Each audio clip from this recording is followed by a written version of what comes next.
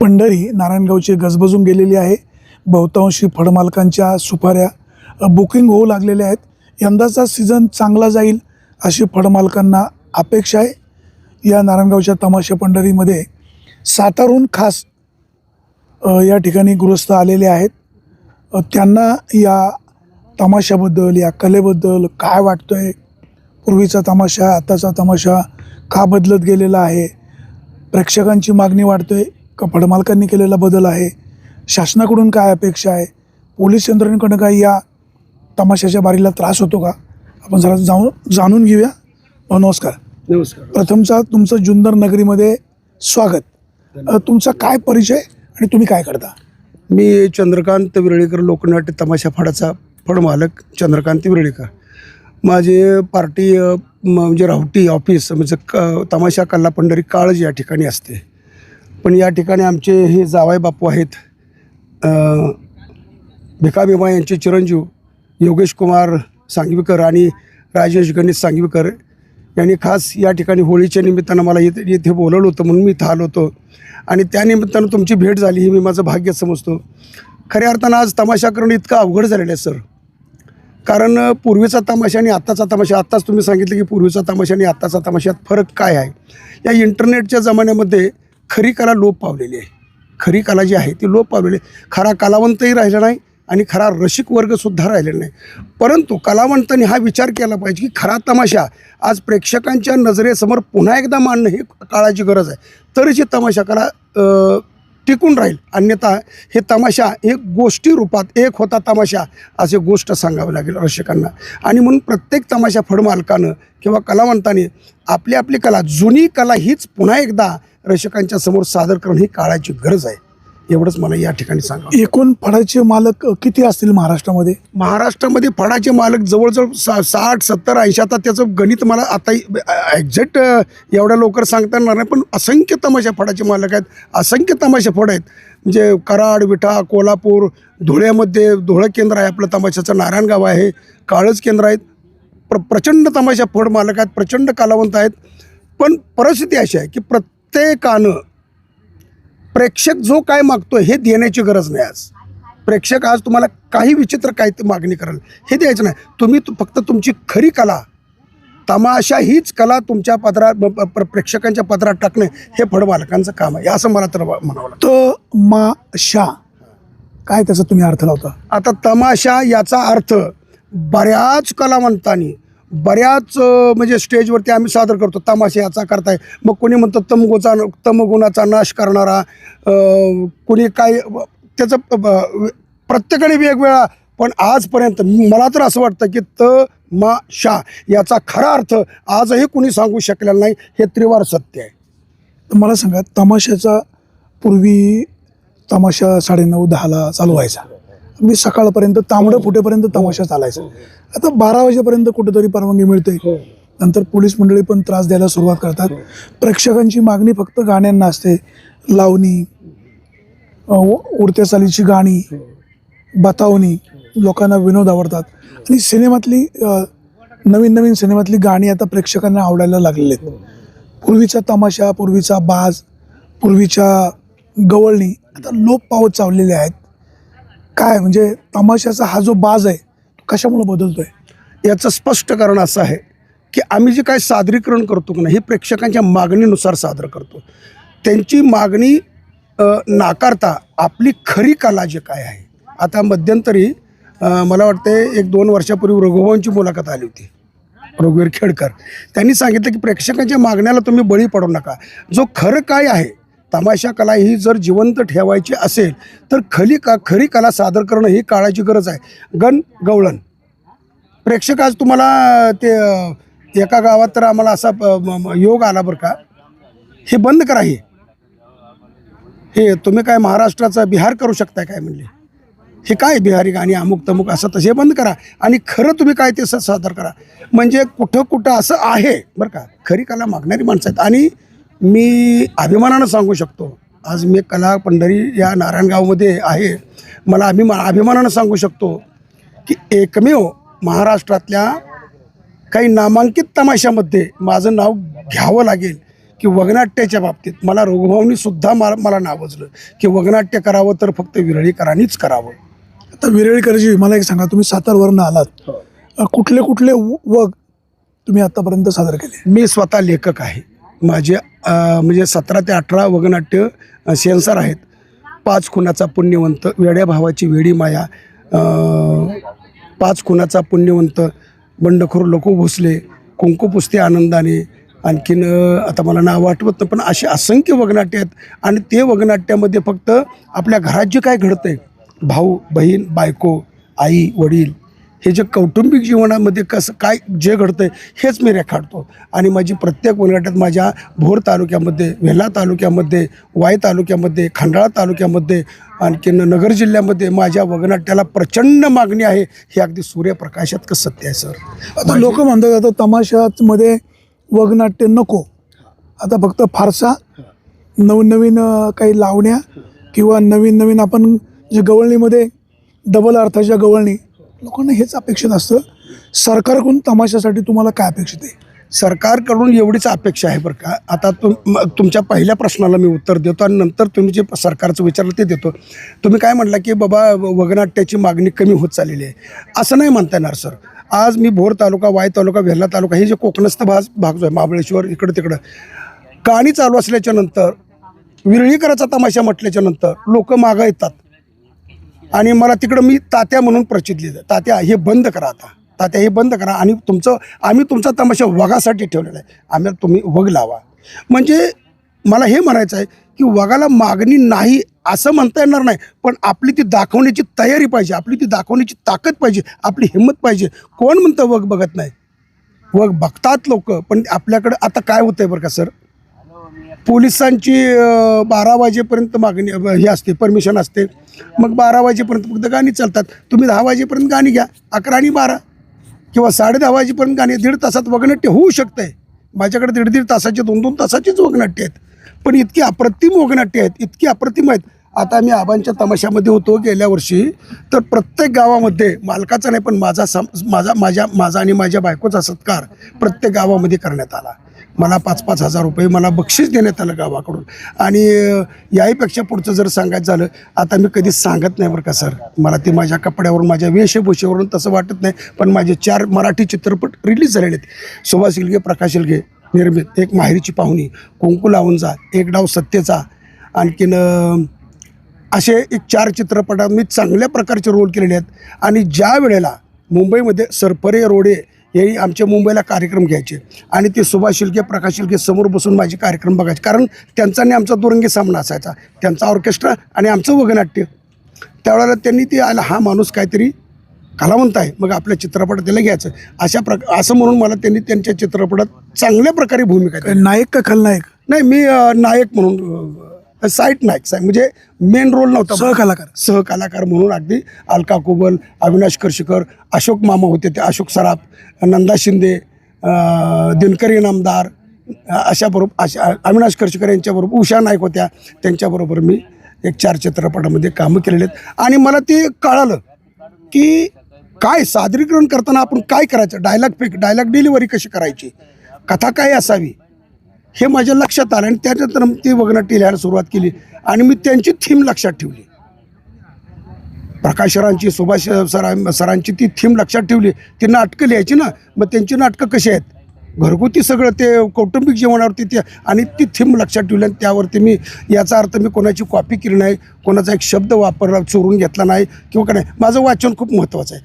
माझं वाचन, मी ऐतिहासिक कादंबऱ्या, अण्णाभाऊ साठ्यांच्या कादंबऱ्या वाचल्या, मी शिवाजी सावंतांच्या कादंबऱ्या, आणि वाचन माझं असल्यामुळे मला ते शब्दसंग्रह माझ्याकडे भरपूर आहे, शब्दसंग्रह माझ्याकडे भरपूर. एखादा डायलॉग एखाद्या चांगल्या वगनाट्यातला, गाजलेल्या भागातला असं का? मग मी जालना जिल्ह्यामध्ये थिटे सांगवी या ठिकाणी एक कारगिल युद्धामध्ये एक मिलिटरी जवान त्या कारगिल युद्धामध्ये शहीद झाला आणि त्यांची चुकून बॉडी दुसरी आली.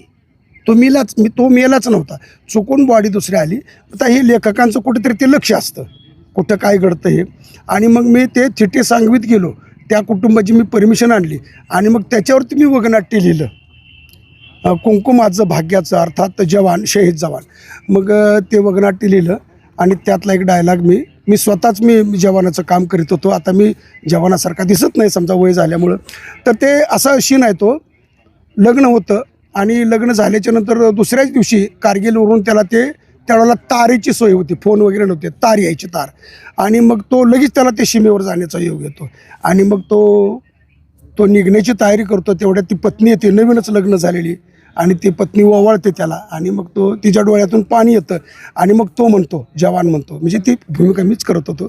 तिचं नाव असतं सावित्री. सावित्री, तुझ्या डोळ्यात अश्रू का? काय यावेत तुझ्या डोळ्यात अश्रू? आज आमच्या भारत देशावरती एवढं मोठं संकट आलं असताना तुझ्यासारख्या डोळ्यात पाणी यावं? कशासाठी रडतेस? तुला तुझ्या कुंकवाच्या धान्याची भीती वाटते? तुला तुझ्या कपाळावरच्या कुंकवाची भीतीच वाटत असेल तर ते पुसून टाक कुंकू, कारण हा देश माझा आहे. आज एवढ्या मोठ्या देशावरती माझं संकट आलं असताना आमच्यासारख्या शूरवीरांनी ओठावर मिशी ठेवून मी हिंदुस्थानी म्हणणारांनी का घरात बायकाची चाळी करीत बसावेत? नाही सावित्री, वेळ खूप आणीबाणीची आहे. डोळे पुस आणि आनंदाने आम्हाला निरोप दे. असे म्हणजे अंगावरती शहारे आणणारे आहेत. आता मला एकाएकी एकदम तुम्ही विचारलं, मला कदाचित आठवण नसेल, पण तुमच्यासुद्धा अंगावरती सर शहारे येतील अशी माझ्याकडे ते डायलॉग आहे त्या भागातले. तमाशा ही जिवंत कला आहे. ह्या जिवंत कलेला प्रेक्षकसुद्धा मोठा प्रतिसाद देतात. फळमालकसुद्धा तळहाताच्या फळाप्रमाणे ही कला जपतायत. सरकारचं पाठबळ नेहमी असतं, अधिकची अपेक्षा असते. स्वर्गीय विलासराव देशमुख, स्वर्गीय R.R. आबा, स्वर्गीय अजित पवार हे आज आपल्यात नाहीत. काय तुमच्या भावना? ज्या वेळेला विलासरावजी होते त्यावेळेला विलासरावांच्या हस्ते मला आणि माझ्या भावाला आमच्या फलटणमध्ये सभा होती. रामराजे नाईक निंबाळकर यांच्या हस्ते आम्हा भावांचा सत्कार केला, कारण त्यांनी मिरडे या ठिकाणी कार्यक्रम पाहिला होता. आणि माझा भाऊ आज हयात नाही, म्हणजे आज डोळे भरतात माझे. तमाशा सृष्टीतील एक नामवंत विलन म्हणून त्याचं नाव घेतलं तर ते वावगं ठरणार नाही. पांगारकर, विष्णू चासकर असे मोठमोठे नारायणगावच्या या फडातले मोठ्यातले मोठे तमाशा कलावंत, आणि त्यांच्या यादीत त्या माझ्या भावाचं नाव घेतलं तर ते वावगं ठरणार नाही. आज आपल्यात नाहीत. आणि ते वगनाट्य सादर करताना मी त्यांना विनंती केली, त्यांनी आमच्या तमाशाचा नारळ फोडला होता. आणि मी लेक्चरला ज्या वेळेला गेलो त्यावेळेला मी त्यांना विनंती केली होती की फक्त सरांना माझी विनंती आहे, ते फक्त वगनाट्याचे 10 मिनिट तुम्ही बसावं अशी मी तुम्हाला प्रार्थना करतो. ते बसले होते. ते जे बसले ते वगनाट्य संपुस्तर उठले नाहीत. माझ्यासमोर ते डोळ्याला रुमाल लावत होते. आणि हे कारगिलचंच वगनाट्य मी त्यांच्यापाशी सादर करत असताना, आणि मग त्यांनी स्टेजवरून ते आमचा भावाभावांचा सत्कार केला. आणि मी त्यांना विनंती केली होती की नुसतं शाल आणि श्रीफळ देऊन आमचं समाधान होणार नाही, पण तुम्ही शासनाला विनंती करा की तुम्ही शासन आहात, आमच्या जे काही अडीअडचणी आहेत हे तुम्ही दूर करावेत. आणि शासन ते करतं आहे सगळं. जरी ते करत असलं तरीसुद्धा कुठंतरी का होईना पण शासनाचे अजूनही दुर्लक्ष होतं आहे. कारण अजूनही कलावंताचं मानधन रखडतं, पॅकेज रखडतात, किंवा काय काय लोक आज मृत्यूशी झुंज देतात, किंवा काय काय लोक आज अंथरुणावर खेळून आहेत कलावंत, त्यांचं ते मानधन कोणाला तरी मिळालेलंच नाही. तर मी शासनाला एवढीच विनंती करेन,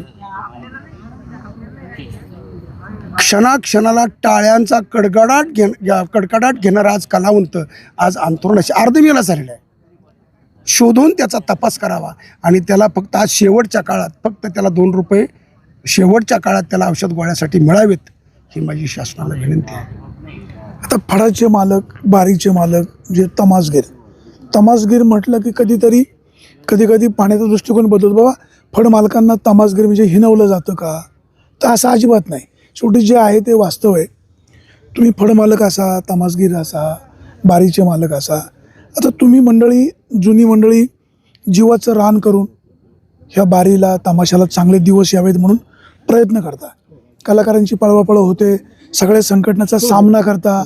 अनेकदा कलाकार गेल्यावर ऐनवेळी अडचण निर्माण येते, पुन्हा पैसे द्यावे लागतात. परंतु पुढची पिढी तुमची तमाशाकडे वळताना दिसत नाही. काय नेमकं गणित बिघडतं कुठं? गणित नेमकं बिघडतं कुठं? आजचा काळ असा आहे बरं का सर. आता आम्ही तर असं ठरवलं की आमच्यानंतर आमची पिढी या क्षेत्राकडे कुणी नकोच असं आम्हाला. आता याच्यावरचं प्रेम आमचं कमी नाही, पण हे खूप धकाधकीचं जीवन आहे. आता पुढची पिढी आली नाही तर ही कला लोप पावेल ना? नाही, लोप पावेल हे मी एकट्यानं बोलून चालणार नाही. आता आपल्या महाराष्ट्रामध्ये असंख्य तमाशा फळ मालक आहेत. आता जो मंगल असेल, मंगला बनसोडे असेल, हे भिकामेमा आहेत, समोर नंदा राणी असेल किंवा सविता राणी अमुक तमुक हे म्हणजे काल ह्या केंद्रामध्ये यांनी ते त्यांच्या पद्धतीने, पण माझी वैयक्तिक अशी भावना आहे की हे खूप धकाधकीचं जीवन आहे. आणि दुसरी गोष्ट, प्रेक्षकांचा बघण्याचा दृष्टिकोन हे इंटरनेटच्या जमान्यामध्ये कलावंताकडे किंवा या तमाशा कलेकडे बघण्याचा दृष्टिकोन खूप बदललेला आहे. कारण करमणुकीची साधनं आज माणसाच्या खिशात आलेली आहेत. आणि म्हणून पूर्वी तमाशामध्ये मला एक काळ आठवतोय सर, शेंद्रा यात्रा दत्तोबा तांबे साळी शिरवलीकर या तमाशामध्ये मी 250 रुपये पगारान होतो. शेंद्रा यात्रा 1 रुपये तिकीट होती, 1 रुपये तिकीट 35,000 रुपये गल्ला झाला होता. किती? 35,000. म्हणजे प्रेक्षक 35,000 होता. गेटवरचा माणूस, गेटवरनं स्टेजवरचा माणूस असा लहान लहान पाखरासारखा दिसत होता. एवढं लांब गेट लागलं होतं ते. म्हणजे आणि आज 100 रुपये तिकीट असून 400 ते 500 तिकीट फाटत नाही. हा काळाचा एवढा मोठा बदल झालेला आहे. याचं कारण एवढंच आहे की करमणुकीची साधनं माणसाच्या खिशात आली, करमणुकीची साधनं माणसाच्या घरात आली. आणि दुसरा एक महत्त्वाचा मुद्दा, आमची चूक आहे. आम्ही जे कार्यक्रम यूट्यूबवर सोडतो का नाही, आम्ही तमाशा फडमालक यूट्यूबवर सोडतो, ही जाहिरातीसाठी सोडतो. पण लक्षात येत नाही आपण जाहिरातीसाठी सोडतो, पण ही प्रेक्षक मंडळी ते बघून अरे आपण कालच बघितलं. लोकांना घरबसल्या तमाशा पाहायला मिळतो. असं घर बसल्या तमाशा तो बघायला मिळतोय. तिकीट काढून यायला लोक थोडंसं कंटाळवाणी करतात. आणि 100 रुपये तिकीट आज गोरगरिबांना ते जास्त वाटते. आमच्यासाठी ते कमी नाही, आमच्यासाठी ते सुद्धा कमी आहे, आमच्यासाठी ते कमीच आहे. अजून 150-200 रुपये तिकीट झाले तरी आम्हाला ते कमीच आहे. पण गोरगरीब लोकांना ते तिकीट जास्त वाटतं. 100 रुपये म्हणजे आता तुम्हाला सांगतो, मजूर काम करणारा माणूस आज 200, 300, 400 रुपये किंवा 500 रुपये मजुराला मिळत असतील. त्यातले 100 रुपये आपण तमाशाला तिकीट काढून बघायला जाताना तो 10 वेळा विचार करणार. कारण त्या 100 रुपयाच्या पाठीमागे त्याची लेकरं बाळ आहेत. तो तिकीट काढून निघाला की बायको म्हणणार मला येऊ द्या किंवा तमाशा बघायला, त्याची मुलं म्हणणार मला येऊ द्या किंवा त्याचा मुलगा म्हणणार मला येऊ द्या. 200-300 रुपये गेले, 500 रुपये कमवायचे आणि 300 रुपये कमवायचे. म्हणजे हा त्यांचाही बरोबर आहे आणि आमचंही बरोबर आहे. आणि म्हणून करमणुकीची साधनं लोकांच्या खिशात आल्यामुळं या खऱ्या कलेकडं बघण्याचा दृष्टिकोन थोडासा कमी झालेला आहे. आणि आज खरी कला सादर करणारा कलावंतही लोप पावला आणि प्रेक्षकही लोप पावलेला आहे. पण तरीसुद्धा प्रत्येक महाराष्ट्रातल्या तमाशा कलावंतांनी पुन्हा एकदा खरा तमाशा रसिकांच्या नजरेसमोर आणणं हीच काळाची गरज आहे. अन्यथा एक होता तमाशा ही गोष्टच सांगावी लागेल. तर मला सांगा, तमाशाचे मालक फडमालक अनेक वर्ष तमाशाचा फड चालवतात. चांगली वगनाट्य असतील, चांगली गाणी असतील, एक चांगली नावारूपाला येतात. तरी फडमालकांवर सावकारांचं कर्ज राहतं. काय गौड बंगाल कळत नाही. सांगतो की मी तुम्हाला काय असतं बरं का सर. तमाशा उभं करायचं म्हटल्याच्या नंतर प्रत्येकाकडे स्वतःच्या गाड्या आहेत असा भाग नाही, प्रत्येकाच्याकडे लाईटचं साहित्य आहे असं भाग नाही. मग तुमच्यासारख्यांच्याकडून टक्केवारीत ते पैसे घ्यायचे, साऊंडवाल्याला पैसे द्यायचं, ॲडव्हान्स द्यायचा, साऊंडवाल्याला, कलावंताला ॲडव्हान्स द्यायचं, गाड्यावाल्यांना ॲडव्हान्स द्यायचं, त्यांचं ॲग्रीमेंट करायचं. हे 7 महिन्याचं ॲग्रीमेंट करायचं. 7 महिन्यामध्ये रोजच कार्यक्रम असतो असं अजिबात नाही. मग 7 महिन्यामध्ये महिन्यातून एक 20-25 कार्यक्रम होतील तिकीटचे समजा. त्यातूनही मग बाजार सेंटर असेल तर ते फेलच जातो. यात्रा एखादी यात्रा चांगली मिळते, 1 लाख 1.5 लाख रुपये धंदा होतो. नाहीतर मग ते 200, 300, 400 तिकीट जातं. आणि यामुळं सावकारांचं कर्ज जात नाही, त्याचं व्याजही जात नाही. आणि तो लोड नेमका चैत्रावर येतो. मग चैत्रात धंदा प्रत्येक तमाशाला होतोच, 100% होतो. पण हा 6 महिन्याचा जो लोड आहे हा नेमका चैत्रावर येतो. आणि मग तो चैत्रात आलेलं सावकारांचं व्याजासह पैसे देणं, गाडीवाल्यांचे देणं, लाईटवाल्याचे देणं, अमुक तमुक, पुन्हा तो रिकामाच होतो. गोरगरीब कलावंतांना 4-4 रुपये देऊन ती घरी पाठवतो मालक. पुन्हा नवीन कर्ज काढणं हे रुटीन चालूच राहतं. पुन्हा नवीन कर्ज काढायचं, पुन्हा ते करायचं. पण नावागावासाठी हे बंद तर करू वाटत नाही. आता मी तुम्हाला सांगतो, माझी परिस्थिती अशी होती, म्हणजे मागच्या 20-22 वर्षापूर्वीची 13,10,000 कर्ज होतं. जेवढा 7 महिने धंदा करू तेवढा ते व्याजात जायचं. ती 13 लाख तसंच राहायचं. परत ती 13 लाख तसंच ते नुसतं व्याजच जायचं. मग आम्ही तो विचार केला की आपण हा तिकीट बंद करून नुसतं ओपन यात्रा करू. आणि ओपन यात्रा करायला लागल्यापासून मग ते आमचं कुठंतरी कर्ज थोडंसं नील झालं. कारण 7 महिन्याचा खर्च वाचला. 2-2.5 महिने फक्त लोकांना पगार द्यावा लागला आम्हाला. 2 ते 3च महिन्याचं आम्ही सीझन करायला लागलो. आणि आज हे आबा आमचे हे भिकामिमा यांचे चिरंजीव योगेश कुमार, त्यांचे दुसरे चिरंजीव राजूभाऊ किंवा गणेश भाऊ असतील, हे माझे व्यायी आहेत. त्यांचे भिका भाऊ हे व्यायी आहेत माझे. आणि त्यांनी मला सांगितले की तात्या अण्णा गेल्याच्या नंतर तुम्ही आम्हाला थोडंसं सहकार्य करा. म्हणून मी 2 वर्षापासून यांच्याकडे आता माझ्या गाड्या दारात माझ्या उभ्या आहेत सर. माझ्या 2 लक्झऱ्या गाडी उभ्या आहेत. 2 गाड्या माझ्या उभ्या आहेत. तमाशाचं साहित्य, स्टेज, लाईट, अमुक तमुक सगळं तसं आहे. पण थोडंसं मला बीपीचा आजार असल्यामुळे मला ते धावपळ होत नाही, सहन होत नाही. त्याच्यामुळे चला हाही तमाशा माझाच आहे आणि इथंसुद्धा मला मालकासारखीच वागणूक मिळते. माझी अवेलनं होत नाही, मला कुणी मागसर म्हणत नाही कलावंत. आणि त्याच्यामुळे मी तर रमलो मी.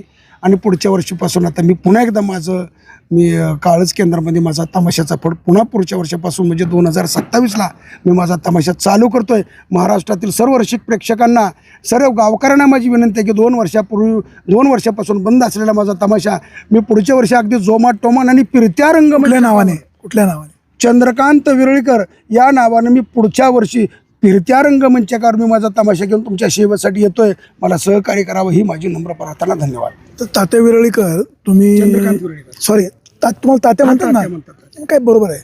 मला सांगा, चंद्रकांतजी विरळीकर तुम्ही साईड हिरो, नायक, खलनायक, अगदी स्टेजवरची कामं पण केली आहेत. आता तमाशामध्ये आलेल्या कलाकारांचं म्हणजे तो वेठबिगार असो, लाईटवाला असो, नाही तर दोरी ओढणारा असो किंवा एखादी नाचणारी नर्तकी असो, फडमालक कलाकार यांची मैत्री वाढते, त्यांचं प्रेमात रूपांतर होतं. म्हणजे जे एखादा हेल्परचा फडमालक होतो त्याची 2 कुटुंब तयार होतात. एक कुटुंब गावाला, एक कुटुंब फडात. कसं जुळतं? मला हा प्रश्न तुमचा पुन्हा एकदा सांगा बरं. मला हा प्रश्न पुन्हा एकदा. माझा प्रश्न असा आहे की तुम्ही एखादा माणूस तमाशामध्ये येतो, तो इथं कलाकार म्हणून येतो. तो कलाकार म्हणजे त्यांनी अगदी दोरी ओढण्यापासून, नाचण्यापासून, तो विनोद करण्यापासून जे काही काम केलं असेल ते नायक, खलनायक सगळं, नंतर तो फडाचा मालक बनतो. त्या फडामध्ये काम करत असलेल्या ज्या युवती असतात, महिला कलाकार असतात, प्रेम संबंध वाढतात. आणि मग प्रेम वाढलं, इथं कोणी जीव घालायला नव्हतं, संबंध वाढले, केलं लग्न. एक कुटुंब गावाला, एक कुटुंब इथं, हे त्रांगडं जुळवता कसं? खूप मजेशीर प्रश्न आहे सर तुमचा बरं का. आता हा प्रश्न तुम्ही माझ्या जीवनातलाच विचारल्यामुळं मला उत्तर देण्यासाठी खूप म्हणजे मला आनंद वाटेल. मी स्वतः फडमालक, माझी मंडळी या तमाशामध्येच आहे, चांगली गायक आहे, वगनाट्यामध्ये चांगली काम करतो, सुरेल गायक आहे आणि अत्यंत चांगलं म्हणजे त्याला काय म्हणतात ते देखणं पात्र आहे असं म्हटलं तर काय वावगं ठरणार नाही. मी आलो त्यावेळेला तर तिचं माझे प्रेम संबंध झाले. आता तमाशामध्ये शेतकऱ्याला काय असावं लागतं, बैलाची गरज असते, तसं या तमाशामध्ये प्रत्येक फणमालकाला लेडीज कलावंताची गरज असावीच लागते. कारण लेडीजचं जे खातं आहे हे लेडीज सांभाळू शकते. पुरुष कलावंताचं खातं हे पुरुष कलावंत म्हणजे तो फडमालक सांभाळतो. त्यासाठी आता प्रत्येक या कलापंढरीमध्ये किंवा काळज कलापंढरीमध्ये प्रत्येक तमाशाचा फडमालक कुठलाही घ्या, प्रत्येकाच्याकडे एक लेडीज कलावंत त्याची ती सहपत्नी म्हणून आहेच आणि असावीच लागते. आणि त्याच्याशिवाय ती महिला कलावंताचं बॅकग्राऊंड ती सांभाळू शकते. आणि म्हणून तमाशात आल्याच्या नंतर मग ते होतं बघाबघी, जवानीमध्ये ते होतं ते समजा. आणि मग ते घरी कळतं, घरून विरोध होतो. मग तो घरी आता मी समजून सांगितलं, माझ्या पत्नीला समजून सांगितलं की बाबा आपला हा व्यवसाय आहे आणि व्यवसायासाठी या शाखेमध्ये एक महिला कलावंत असणं गरजेचं आहे. आता तिचा सुरुवातीला खूप विरोध झाला, वादविवादही झाला, थोडंसं त्याला मला समोर जावं लागलं. पण ज्यावेळेला हे तिच्या लक्षात आलं की आपल्या नवऱ्याचा, आपल्या पतीचा हा व्यवसाय आहे आणि या व्यवसायासाठी एक त्या व्यक्तीची गरज आहे, हे ज्यावेळेला तिच्या लक्षात आलं त्यावेळेला मला तिनं माझ्या घरच्या बायकोचे मी आभार मानतो. आज जो कोणी मी आहे हा माझ्या घरच्या बायकोमुळे मी आहे.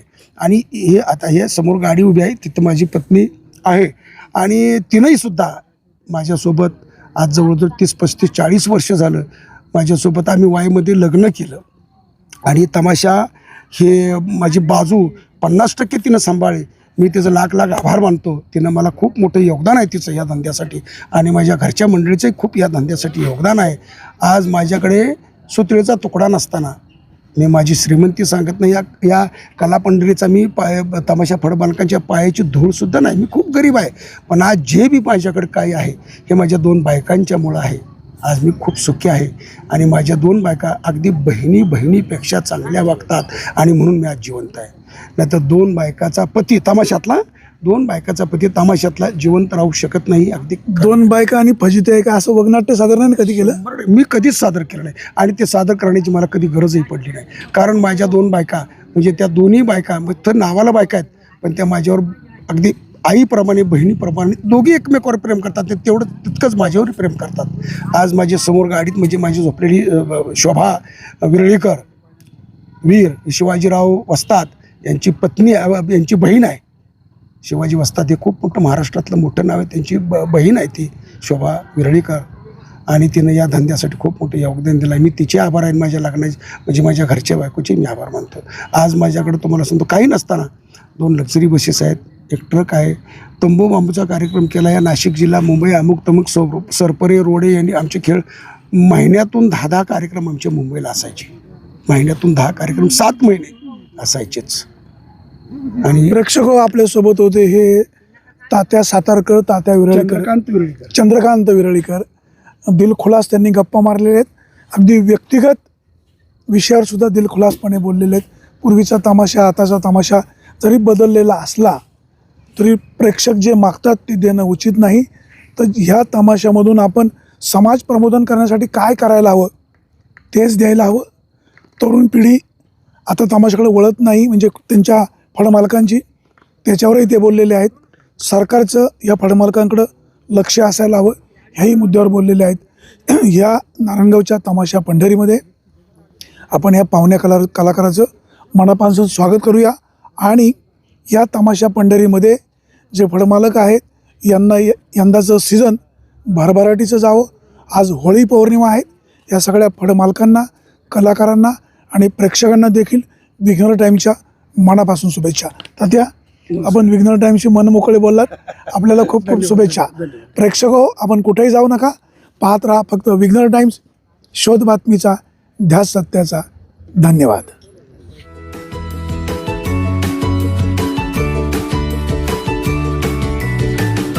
बातम्या शेतीच्या, बातम्या मातीच्या, बातम्या अन्यायाच्या, गुन्हेगारीच्या,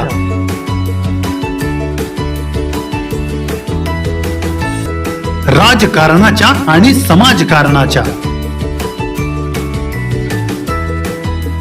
शोषणाविरुद्ध बुलंद आवाज, जनसामान्यांच्या हुंकाराची गाज, सत्कार्याला प्रोत्साहन, दुष्कृत्याला अनुशासन, निर्भीड, निस्पृह, सडेतोड, बेधडक आणि रोखटोक म्हणजेच विघ्नहर टाइम्स. शोध बातमीचा, ध्यास सत्याचा. आपलं चॅनल, आपली बातमी. सबस्क्राईब तर कराच, पण बेल आयकॉनवर क्लिक करायलाही विसरू नका.